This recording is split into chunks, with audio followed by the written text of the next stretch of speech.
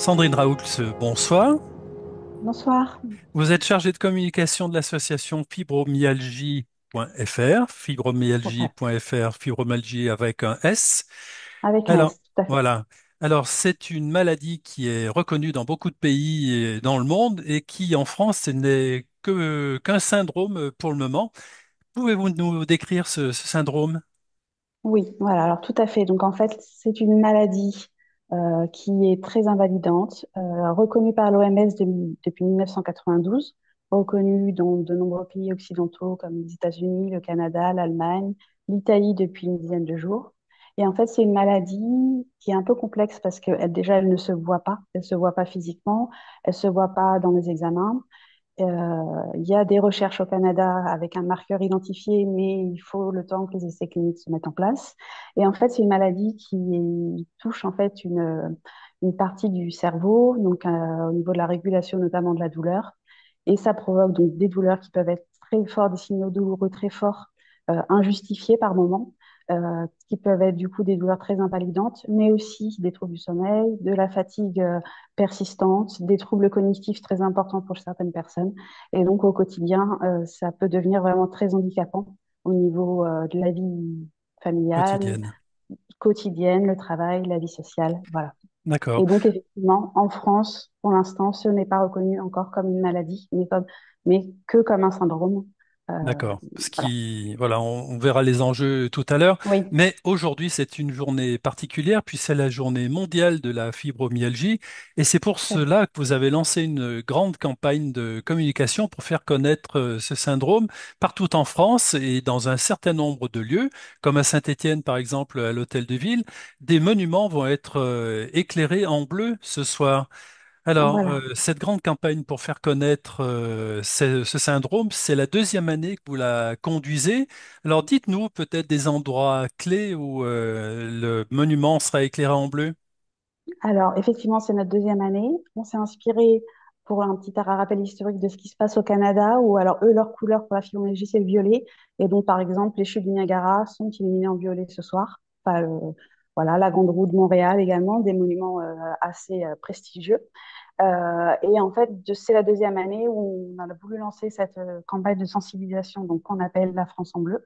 L'année dernière, on a vu 60 communes, là on est déjà à presque 550.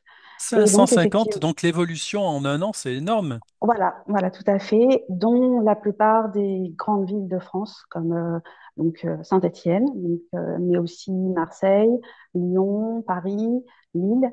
Et donc, en monument emblématique éclairé, il y a donc l'hôtel de ville de Saint-Étienne. Il y a de nombreux grands hôtels de ville, donc des grandes villes de France, mais il y a surtout un symbole fort qui est l'Assemblée nationale, qui ce soir sera illuminée de bleu, donc qui est un symbole avec enjeu politique, puisque c'est quand même le lieu où se décident les lois, Et oui, voilà, donc c'est en France peut-être aujourd'hui. un signe encourageant pour votre combat. Si l'Assemblée nationale joue le jeu ce soir, ça veut peut-être dire que ben, les choses vont avancer. Bah, c'est ce qu'on espère. C'est ce qu'on espère. Et donc, c'est un des enjeux de cette campagne de sensibilisation. On a surtout trois axes. Le premier, c'est de faire connaître la fibromyalgie, parce que c'est encore une maladie donc, peu connue et incomprise quand on ne la vit pas ou quand on ne vit pas avec quelqu'un qui a la fibromyalgie. C'est aussi une campagne qui vise à transmettre nos coordonnées de l'association pour des personnes qui peuvent se retrouver isolées et démunies de moyens et donc retrouver un cadre pour avoir des conseils, Oui, mais on que va ce la donner soit tout pour de suite. voir. D'ailleurs, l'adresse de votre site Alors, internet. le site internet, c'est https://fibromyalgie avec un s.fr.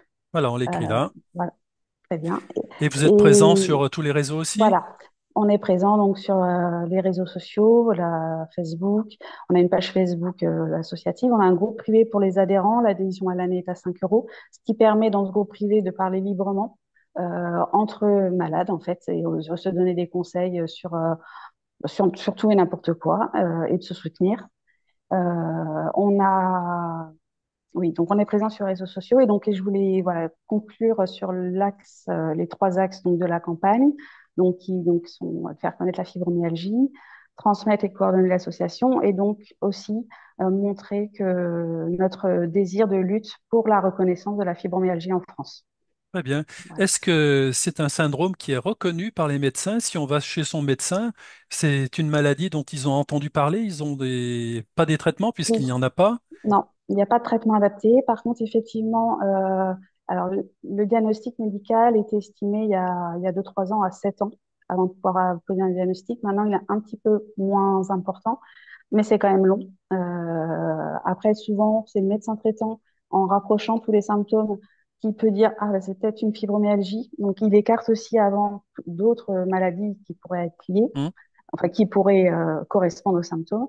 Et ensuite, souvent, on est orienté vers un rhumatologue, parfois un neurologue ou autrement vers un interniste à l'hôpital ou un centre de la douleur, où là, il y a une confirmation qui se fait sur le diagnostic. Mhm. Donc effectivement, là, actuellement, il y avait beaucoup de médecins sceptiques il y a quelques années, il y en a beaucoup moins et au niveau du corps médical, c'est reconnu. Par contre, après, au niveau de l'accompagnement et des soins, c'est beaucoup plus compliqué parce qu'il n'y a pas il y a pas de traitement et l'accompagnement est souvent très compliqué, notamment dans des zones où, on va Où il y a dire, peu de où il y médecins. a des, voilà, où il y a des déserts médicaux et voilà, c'est Mhm. parfois très Très bien. compliqué. J'ai lu que ça touchait essentiellement les femmes. C'est vrai ça ou pas, de 30 à Oui. 55 ans? Alors, au niveau diagnostic et statistique, effectivement, c'est vrai, c'est à peu près 70%, 80%, les diagnostics sont posés pour les femmes. Après, la raison, on ne la connaît pas. Est-ce que c'est un phénomène hormonal qui fait que les hormones féminines on va dire, encouragent plus cette maladie à s'installer? Ou est-ce qu'il y a un côté aussi social où les hommes vont peut-être un peu moins chez le médecin?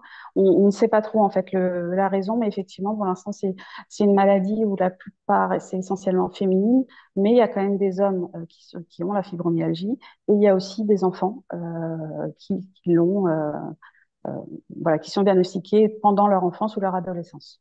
Très bien. Eh bien, écoutez, bonne réussite à vous pour cette journée Merci beaucoup. internationale de la fibromyalgie. On espère que les choses vont bouger de votre côté, puis vous n'hésitez pas à revenir vers nous pour qu'on puisse relayer dans notre petit département de la Loire toutes vos actions. Merci à vous, Merci beaucoup. Sandrine. Merci de votre accueil. Au Bonne revoir. réussite à vous. Merci. À bientôt.